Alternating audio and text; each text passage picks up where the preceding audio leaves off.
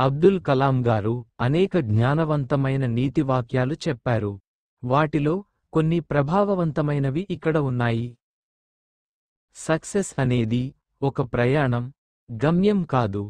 మీరు లక్ష్యానికి చేరుకోవడంలో ప్రతి ప్రయత్నం ఒక సఫలతగా భావించాలి. మన కష్టపడే ప్రయత్నం గొప్ప కలలను నిజం చేస్తుంది. కలలు కన్నవారు వాటిని సాకారం చేయడంలో కృషి చేయాలి.